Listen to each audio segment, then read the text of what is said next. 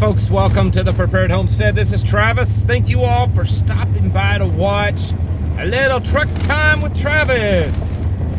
Man, I'm struggling today. I've hit the afternoon and it's like I'm crashing.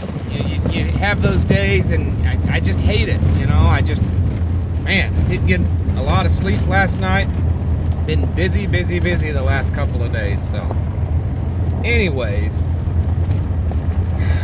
man, too much stuff going on, a lot of things. You notice how Western civilization is emasculating men?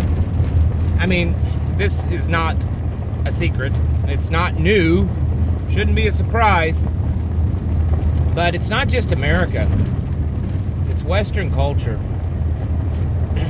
You know that at one point in time in history, some of the most feared warriors on this planet were the Japanese. They're samurais still to this day. You know, harken back to a time where these were men. I mean, they were tough. They were tough in every way. And yet they were men. They were also gentle, and they were poetic. They were intellectual. They were talented. Now, have you seen much of what's going on in Japan? You know, these men that they're trying to look as feminine as possible, playing with toys, and, you know, everything's about cartoons. It's like their whole culture's kind of going downhill. It's that way all over the place. Look at Australia. Australia was once known for their just rugged. You know, they were like the old West. Still exists there. Crocodile Dundees and their big knife. That ain't a knife. This is a knife. You know, that kind of stuff. And yet, over the last few years, they have just laid down and taken it with all the mandates and the lockdowns and the restrictions and sticking them in quarantine, and now they're pushing their digital currency on everyone, and everyone just takes it. Look at the British. At one time, the British ruled the world. They had the best soldiers on the planet. Now they're told this winter to turn their heat off at night. It gets cold in England. I don't know about you, but it's kind of cold there. And they've been told that they need to conserve energy so that they can meet their zero carbon blah, blah, blah. They got to turn off their heat at night. The Scottish, the same way. Feared warriors, the William Wallaces. And what are they doing? They're just accepting all of this woke green junk. The fighting Irish. Oh, they're still fighting up there, but it's not the Irish doing it. It's all the immigrants that's just been pouring into that country and just turning it into a third world nation with all the degeneracy and the fighting going on. It's happening everywhere, and it's happening here too. And it's been this concept change that what a man is. You know, it's become a popular phrase this year. You know, what is a woman? You should be asking, what is a man, and what does it mean to be a man? Because this modernity is trying to convince everyone that being a man is someone that doesn't have to be rugged, someone that's deeply in touch with his sensitive side.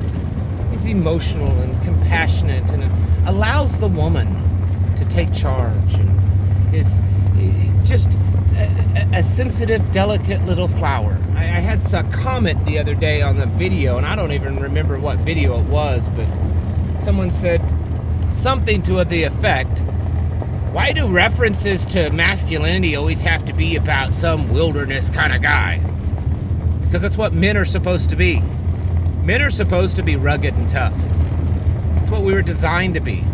We were designed to be the protectors, to be the hunters, to be the ones that took care of things and everyone.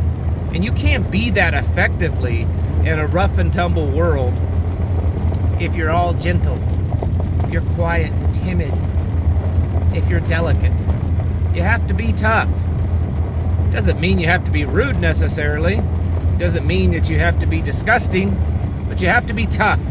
You have to be capable of a moment's notice turning into a violent animal and then turning it back off again. This is something that's been I guess, bred out of a lot of males in this country and in the Western world. I think it's something that they're overtly trying to do. We need to be aware of that because it's drastically changing the world around us. Do you think that the things that are happening today in America would be happening if they tried this 100 years ago, or even 50 or 60 years ago?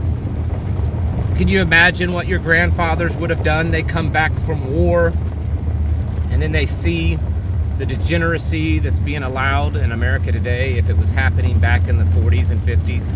Can you imagine what would have happened? It would have brought back lynchings and tarring and feathering of the politicians in the streets. That's what would have happened. But things are different. Men are different. Men are gentle. They like to get facials. They like to get their pedicures. They wear makeup now. Some even dresses. And even the really awake men go have their genitals cut off. That's the Western world. And that's what's taking over. That's why they want to control you. They don't want you to even be an American citizen anymore, or a British citizen, or a Scottish citizen, or anything like that. They want you to be a global citizen. A global citizen that is there to serve the planet and to put yourself out there so that you can make a better world. That's what all the lefties are telling everyone. That's what all the woke globalists are saying. That we're supposed to be citizens of the planet. And that we're supposed to be willing to and happy. Remember, you'll be happy. Be happy to give up your privacy. Happy to give up your personal property. Happy to give up your health, your thoughts, your DNA, your children, your family, your God, your Bible, everything. That's what they want. You know, men and women, it's okay to be angry about all this. It's okay to be just upset in a real serious way. It's okay to be fed up and to be tired of the garbage that's being thrust upon our nation and in our society. It's also okay to do something about it. It's okay to take that anger, that frustration, and even that hatred and put it to good work. No, I'm not telling you to go out there and do something stupid. What I'm telling you is to start being a man and a woman in your family and your community. Not let this garbage in. Turn the TV off. Throw the cell phones in the trash. Get rid of it. Don't allow it. Don't let your children have access to that kind of stuff. Get them out of these schools. If you still have your children in the public schools, shame on you. I'm tired of being gentle and delicate about that subject because it offends people that they say they can't do anything about it. If you have your children in these public schools looking around and seeing what's going on, shame on you. Get them out of it. There's nothing more important in your life other than your relationship with God than your children. Get them out of these disgusting indoctrination centers. Get out of these cities. Get out of them. Get away from the crime. Get away from the sickness and the illness and the degeneracy so that your children don't have to see it every day all over the place. Teach your children to be godly people. Teach them modesty. Teach them respect. Teach them common decency and teach them to strive for righteousness. Find others that are like that. Form groups. And figure out how to live outside of all of this disgusting, repugnant system that's been built up around us. Yeah, we all did it. Us and our fathers and our grandfathers. We allowed it to happen. We allowed this junk to come into our world. We sat around on our laurels for far too long. We allowed it to happen. They decided to take prayer out of the schools. We did nothing. They decided to legalize abortion. We did nothing. They decided to allow children to be mutilated and grown men dressed as women, showing off their bodies, to teach the children in schools about all kinds of disgusting, vile things. We sat around and we allowed it. It's time to stop allowing this stuff.